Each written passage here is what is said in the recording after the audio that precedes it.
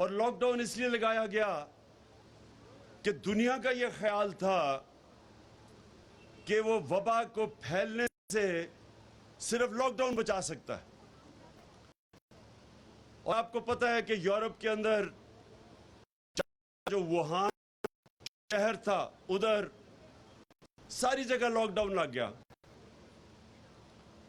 और मेरे पे बार बार यहां ऑपोजिशन प्रेशर डाला कि पाकिस्तान में भी लॉकडाउन लगाओ।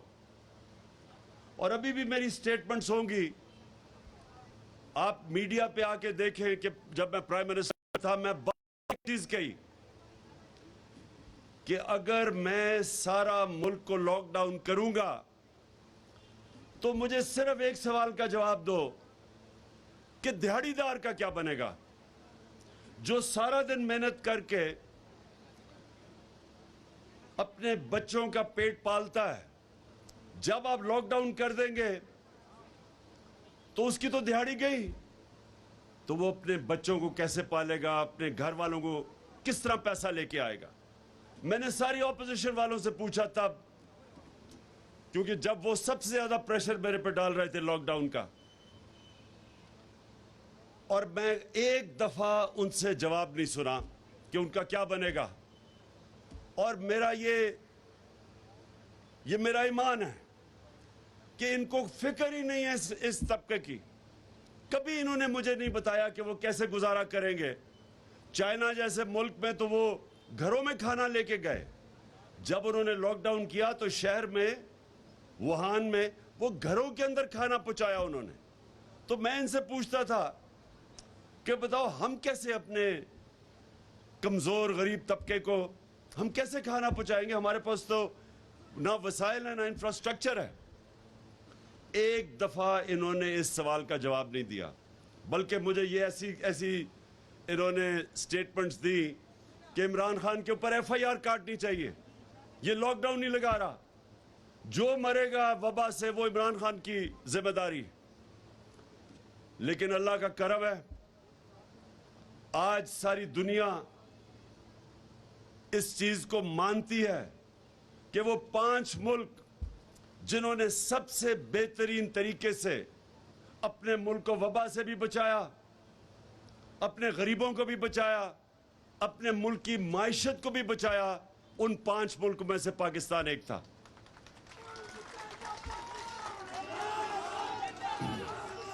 अब हमने किया क्या?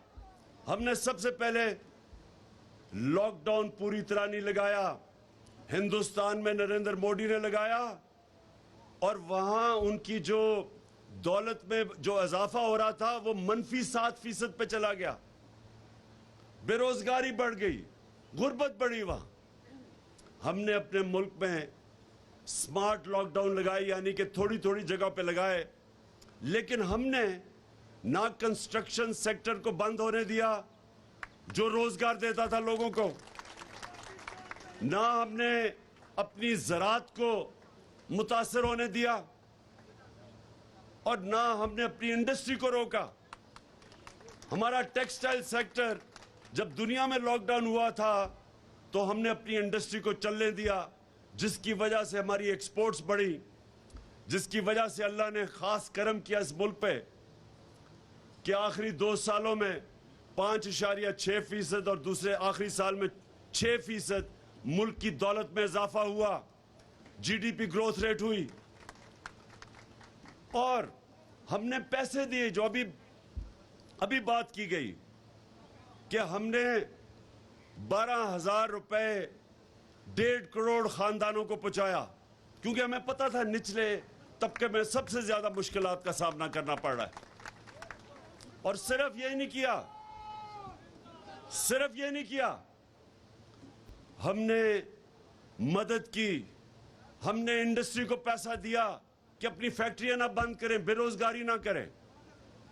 हमने अपने निचले तबके को जो मैनेज किया, दुनिया ने इसको माना, हमारे एहसास प्रोग्राम को दुनिया मानी।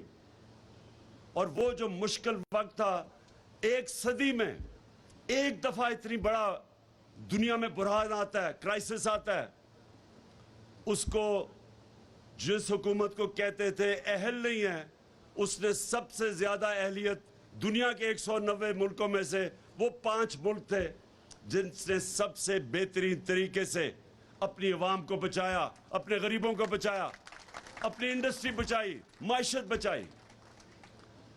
और मैं ये बड़े फख्र से कहता हूं कि हमने सिर्फ ये नहीं किया। मैं हमेशा देखता था कि सर्दियों की इंतहा जब होती थी तो मजदूर सड़कों पे सोए होते थे, फुटपाथ पे सोए होते थे।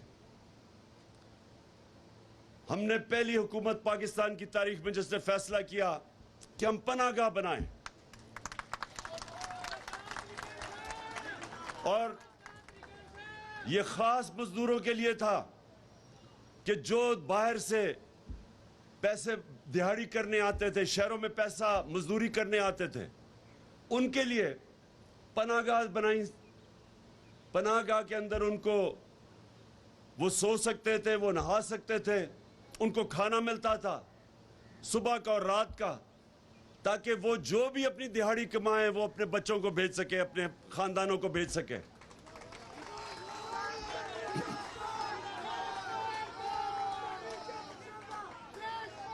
उसके बाद ये कि पहले हमने पख्तूनख्वा में थोड़े से एक निचले तबके को सिर्फ हमने शुरू की सेहत कार्ड देना, फिर हमने सारे पख्तूनख्वा में, सारे पंजाब में, सारे गिलगित बल्तिस्तान में, आज़ाद कश्मीर में, जिधर जिधर हमारी गवर्नमेंट्स थी, हमने सारी गवर्नमेंट्स को हेल्थ इंश्योरेंस यानी सेहत कार्ड दिया कि हर खानदान के पास 10 लाख रुपए की हेल्थ इंश्योरेंस हो। और सबसे बड़ी बात क्या, वो किसी भी अस्पताल में 10 लाख रुपए तक अपना इलाज करवा सकते थे। यानी कि लाहौर के जो प्राइवेट सेक्टर में डॉक्टर्स हॉस्पिटल, जिधर सबसे महंगा इलाज है, उधर भी एक मजदूर सेहत कार्ड पे जाके अपना दिल का ऑपरेशन करवा सकता था।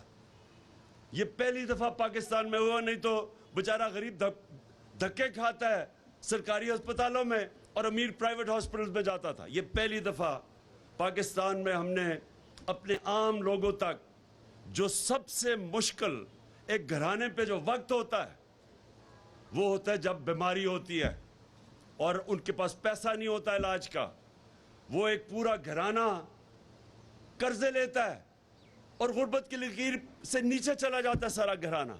इसलिए हमने फैसला किया कि हम एक प्रोटेक्ट करें, तहफ़्फ़ुज़ दें अपने उस तबके को जो सिर्फ और सिर्फ बीमारी की वजह से सारा घराना गुर्बत की लकीर से नीचे चला जाता। तो हेल्थ कार्ड दिया। ये पाकिस्तान की तारीख में पहली दफा हुआ। फिर हमने कामयाब जवान और कामयाब पाकिस्तान, कामयाब पाकिस्तान और कामयाब जवान में हमने कर्जे का फैसला किया। नौजवानों को सूद के बगैर कर्जे देना। हमने पहले नीचे से शुरू कर रहे थे, 25 लाख खानदानों को जिनको हम सूद के बगैर कर्जे शहर में, ताकि अपनी दुकान या कारोबार शुरू कर सके। किसानों को दिया ताकि वो अपनी जमीन पे लगा सके, क्योंकि किसानों को, छोटे किसान को सबसे मुश्किल होता है, उसको वो बड़े सूद के ऊपर कर्जे लेता है। तो हमने उसको सूद के बगैर कर्जे दिए। हमने फिर 25 लाख घरानों को सूद के बगैर घर के लिए कर्जे दिए कि अपना घर बना सके। ये पाकिस्तान में पहली दफा हुआ। लेकिन जो सबसे ज्यादा आज आप सबके लिए कि मैं सिर्फ बताना चाहता हूं कि एक हुकूमत जो आई थी सिर्फ अपने लोगों के लिए, जिसका जीना मरना, जिसके लीडर का जीना मरना पाकिस्तान में है, उसमें क्या फर्क है? और इन पिछले 30 सालों में जो 2 खानदानों ने इसके ऊपर हुकूमत की है, जो अब इकट्ठे हो गए, पहले एक दूसरे के खिलाफ लड़ते थे, एक दूसरे को चोर कहते थे, एक दूसरे के ऊपर केसेस बनाते थे चोरी के, आज तो सारे चोर इकट्ठे हो गए हैं। फर्क क्या है?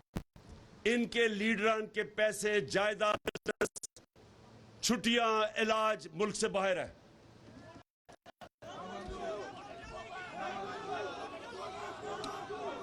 और इसीलिए इनको अमेरिका ने हमारे ऊपर मुसल्लत किया है, क्योंकि इनके पैसे बाहर पड़े हैं। ये कंट्रोल हो सकते हैं, ये लोग कंट्रोल हो सकते हैं भी। जिधर इनका पैसा है उधर इनके कंट्रोल पड़े हैं, उधर इनकी डोरियां पड़ी हुई हैं। ये करेंगे। अगर रूस सस्ता तेल बेच रहा था, जो हम उनसे मुआहदा कर रहे थे कि 30% कम कीमत पे तेल रूस से खरीदें, हिंदुस्तान 40% कम कीमत पे रूस का तेल खरीद रहा है। जब ये 60 रुपए लीटर बढ़ा रहे थे डीजल और पेट्रोल, तो हिंदुस्तान में 25 रुपए कम कर रहे थे।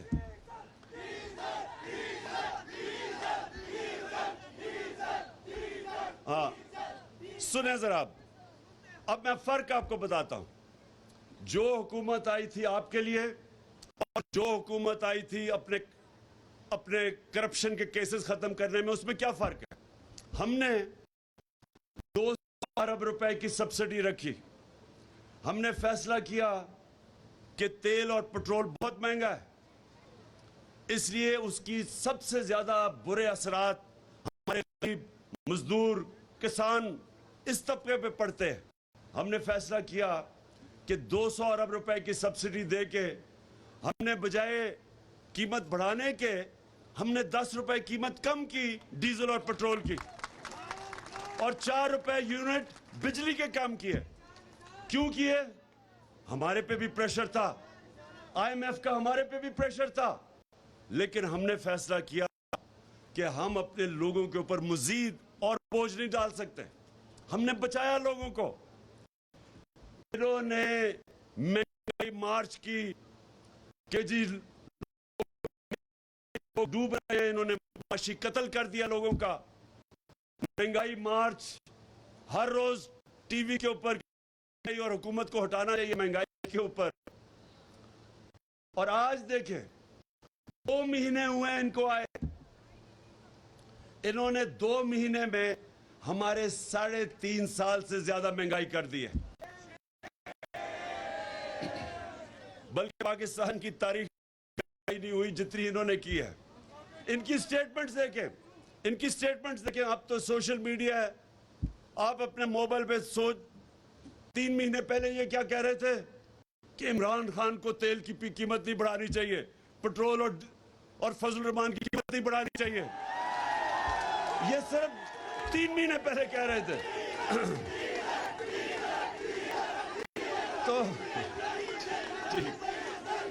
तो इन्होंने कहा, बस इन्होंने कहा कि आपको कि ना बिजली की, ना तेल की, ना इसकी पेट्रोल की, ना उसकी कीमत नहीं बढ़ानी। अब सुने जरा, एक मिनट सुने सर। अल्लाह याद रखे, अल्लाह हक है, सच का खुदा है। तो 3 महीने में सारी कौम, जब 60 रुपए लीटर पेट्रोल, 60 रुपए डीजल, 10 रुपए यूनिट बिजली, सिर्फ 3 महीने में।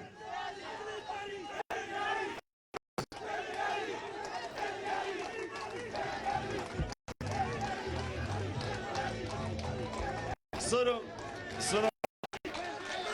और अभी यही नहीं, सिर्फ अभी ये सिर्फ डीजल, पेट्रोल और बिजली नहीं बढ़ी, अभी मजीद और बढ़नी है।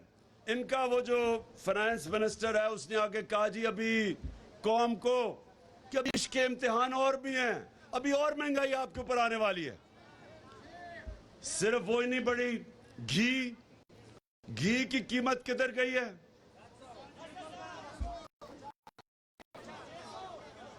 कभी पाकिस्तान की तारीख में ऐसे घी की कीमत बढ़ी है?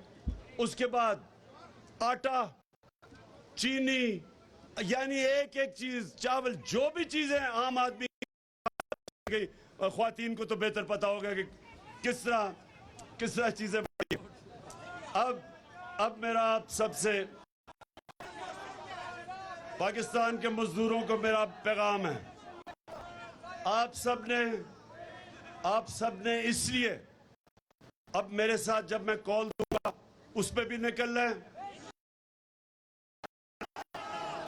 इन सब पे प्रेशर रखना है, इसलिए कि इनको इस अवाम की कोई फिक्र नहीं है। इनको फिक्र वो है जो अमेरिका हुक्म करता है। अमेरिका जो कहेगा ये करेंगे। लिहाजा मैं सारे अपने मजदूर कि आप सबने तैयारी करनी है। जब तक पुरअमन एहतजाज, एक जमहूरियत के अंदर हम सब का हक है और कोई हुकूमत को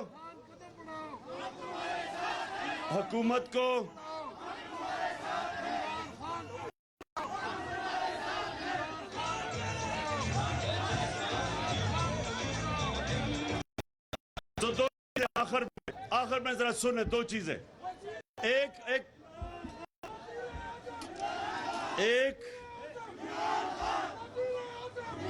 कि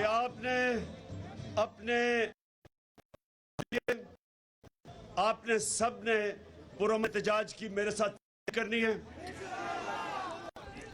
अगर हम कोरोना के दौरान हम लोगों को पैसे दे सकते थे, हमें पता था निचले तबके को मुश्किल में है, अगर हम 12,000 रुपए दे सकते थे, तो इस मुश्किल वक्त में जब हर चीज महंगी हो गई है, ये इस हुकूमत की भी जिम्मेदारी है कि ये इसी तरह निचले तबके को, निचले खानदानों को पैसे दे, 12,000 दे जिस तरह हम देते थे, ताकि लोगों के ऊपर बोझ कम हो। और दूसरी चीज, मेरी आखिरी चीज सुन लो, अब आखिरी बात सुनो।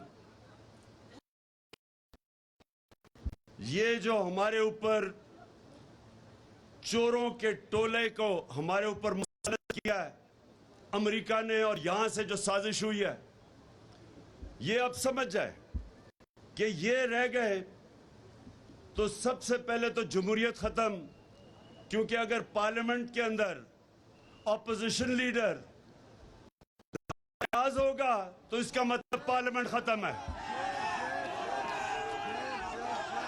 जो लोटा अगर वो ऑपोजिशन लीडर है जो नून लीग पे टिकट पे लड़ेगा, खत्म। फिर FIA खत्म, क्योंकि FIA के ऊपर शहबाज शरीफ खुद आके बैठ गया। जिस तरह मैंने कहा कि बिल्ले को बैठा दिया दूध की हिफाजत करने के लिए, इसने अपने केसेस खत्म किए।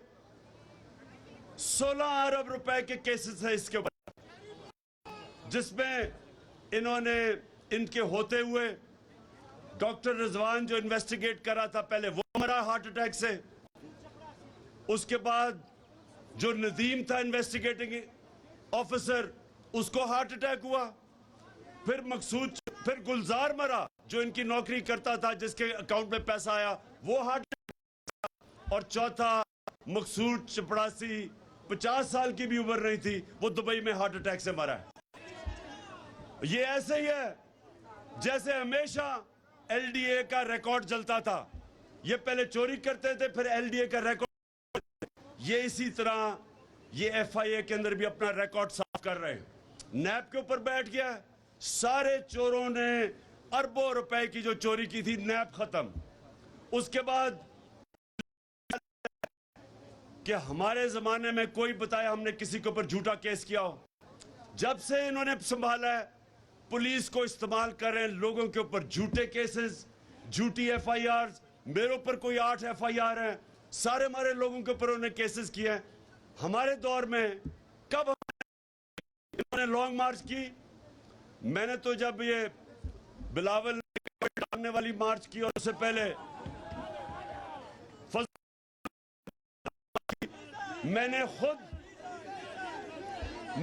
कहा कि मैं आपको खाना भी भिजवाऊंगा, कंटेनर भी दे दूंगा। हमने कभी कोई कंटेनर रखा ना, इनका रास्ता रोका ना, इनको पकड़ धकड़ की। इन्होंने सहाफियों के ऊपर जो कर रहे हैं, आज जो सहाफत की आजादी है वो खतरे में है। FIRs काटी जा रही हैं। वो सहाफी जो सच बोलते हैं उनको भगाया हुआ है, उनकी नौकरियां खत्म की जा रही हैं। हमारे जमाने में हम फेक करते थे, यहां ये मुंह बंद कर रहे हैं सहाफत का। फिर मीडिया हाउस को पैगाम जा रहे हैं कि तहरीक इंसाफ की कवरेज ना करो, और फिर जो ब्यूरोक्रेसी है उसमें करप्ट लोगों को ऊपर लेके आ रहे हैं। ये जब से इख्तिदार में आए हैं, ये सारे पाकिस्तान का निजाम, इंसाफ का निजाम तबाह कर रहे हैं। और अगर ये रह गए, ये वो नुकसान करेंगे इस मुल्क को। अगर ये रह गए, ये मुल्क को वो नुकसान करेंगे, कोई दुश्मन नहीं कर सकता कि मुल्क के जब सारे इदारों को ये तबाह करेंगे। अपनी करप्शन बचाने के लिए इलेक्शन कमीशन तबाह कर रहे हैं। इलेक्शन कमीशन को इलेक्शन रिग करके, धांधली करके अपने आप को मुसल्लत करना, कोई भी पाकिस्तान का इदारा ये नहीं छोड़ेंगे। और मुल्क तबाह होता है, सिर्फ यही नहीं होता कि उसके पैसे चोरी होते, जब इदारे तबाह होते मुल्क तबाह हो जाता है। तो मजदूरों तैयार हो जाओ, मैं आपको कॉल दूंगा और पाकिस्तान की तारीख का सबसे बड़ा एहतजाज करेंगे इनके खिलाफ।